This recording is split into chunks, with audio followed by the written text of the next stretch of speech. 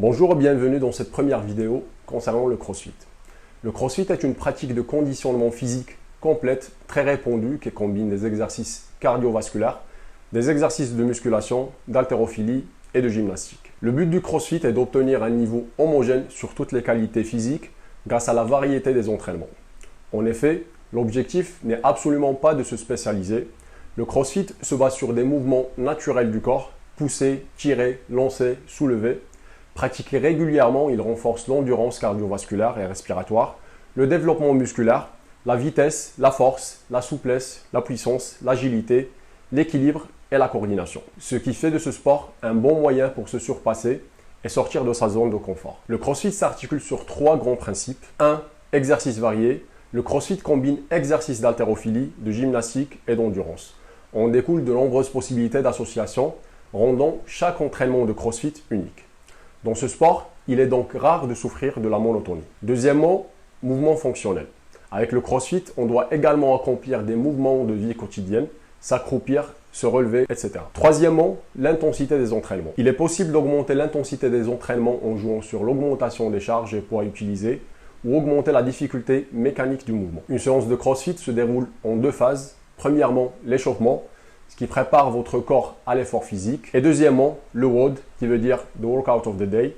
Ce dernier est rythmé par différentes sortes d'exercices. Les compétences physiques requises sont multiples entre force, explosivité, endurance, cardio, technique, agilité et gestion de l'effort, avec une grosse partie mentale à ne pas négliger. Les pratiquants du CrossFit ont une meilleure perception de l'effort, ce qu'on appelle RPE, Raised Perceived Exertion. C'est une remarque qui m'a d'ailleurs interpellé pendant un protocole que j'ai mené pendant mon master.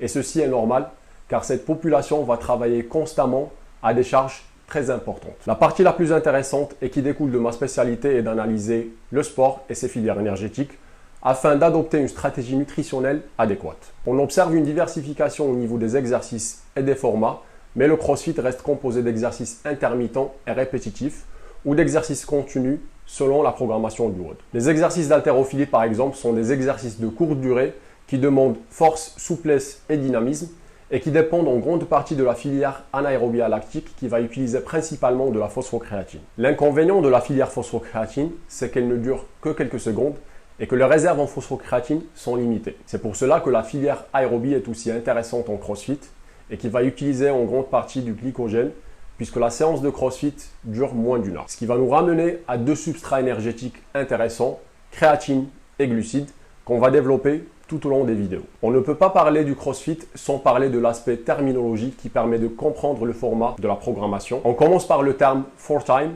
nombre de répétitions totales de plusieurs mouvements à effectuer le plus vite possible. Deuxièmement, MM, ce qui veut dire every minute on the minute, un nombre de mouvements à répéter chaque minute. Une fois le nombre de répétitions effectuées, le reste de la minute sert à récupérer. AMRAP, as many reps as possible. Enchaînement de plusieurs mouvements jusqu'à la fin du temps donné. Time cap, nombre de mouvements à essayer de finir avant le temps donné. Si cela n'est pas le cas, le sportif s'arrête quand même quand le temps est écoulé. À cet égard, l'une des caractéristiques du CrossFit est l'entraînement en groupe, afin que chacun puisse effectuer les exercices indépendamment de son niveau de forme physique. Il existe différents niveaux de difficulté. On a le premier niveau qui est scaled, exercice réalisé avec la moindre intensité de forme adaptée, généralement destiné aux débutants. Et RX, exercice avec un niveau de difficulté plus élevé, généralement destiné à des participants expérimentés. Je tiens à signaler que la présence d'un coach habilité à conduire une séance de CrossFit est intéressante afin d'adapter au maximum la séance et prendre en considération différents paramètres. Dans les prochaines vidéos, on va développer les stratégies nutritionnelles qui peuvent être intéressantes dans le sport de CrossFit. Donc restez connectés. À bientôt.